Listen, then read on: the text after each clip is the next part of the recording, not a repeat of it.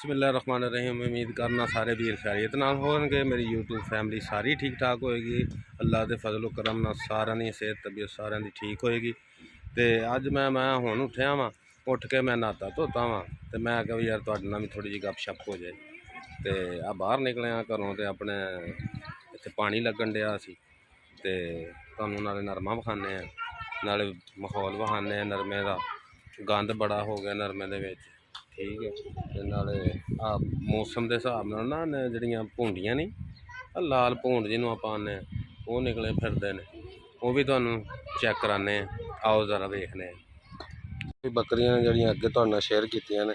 आ मेरा लोटू आ वे आ चगड़िया फड़दा फिरदा आ लोटा वेख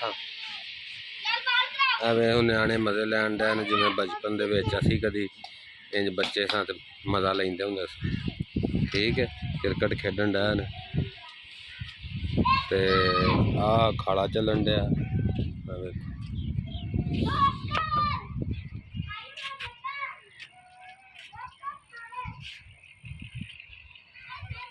नाल खोसियां इन्हों गोया आंदे ने। अगे जोड़े लोग ने बालन की जगह तो इस्तेमाल करते हैं।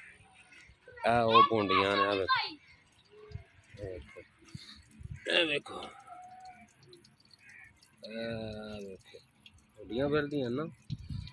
ये सीजन ही गर्मियों के सीजन के ही आंदियां ने ते बस फिर जिन्हों पैंदियां ने वो एकड़ी कचुंबर कढ़ देंदियां।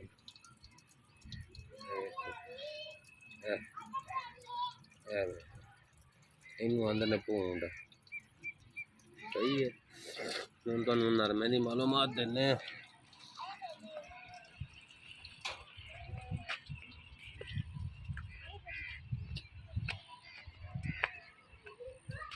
जी खेड़ां दे विच नरमा बीजा वेखो।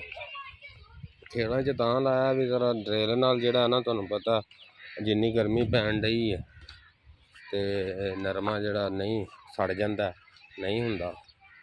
वेखो माशाअल्लाह हुण तो बूटे नरमे दे वड्डे वड्डे होए ना, बिच नरमा भी है तो फिर वो तुहानूं पता गंद बना बहुत हो गया ते लाए हुए ने बंदे गोड्डी शोड्डी करन नूं, ठीक है। गोड्डी शोड्डी करते पे ने नालों नाल पानी शानी लाई हुंदे ने।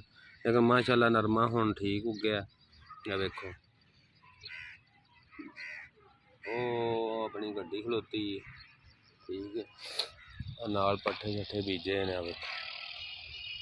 ते मैं भी हुण उठिया सी, मैं तुहाडे नाल शेयर किया जाए। अपना बाजार है नाल अपना घर है। मौसम भी अज थोड़ा जिहा शाम का टाइम सही है।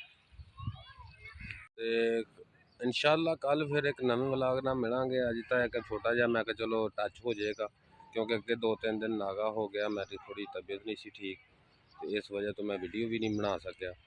तो यूट्यूब वालों की मेहरबानी है, वो रिक्वेस्ट ही है कि मैं वाकई वीडियो नहीं बना सकिया, बीमार सा इस वजह तो नागा होंदा रहा। तो बाकी इंशाअल्लाह हुण डेली भी वीडियो भी बनेगी इंशाअल्लाह, तो गपशप भी लग्या करेगी। तो अपना ख्याल रखियो, दुआवां याद रखियो। अल्लाह हाफिज़।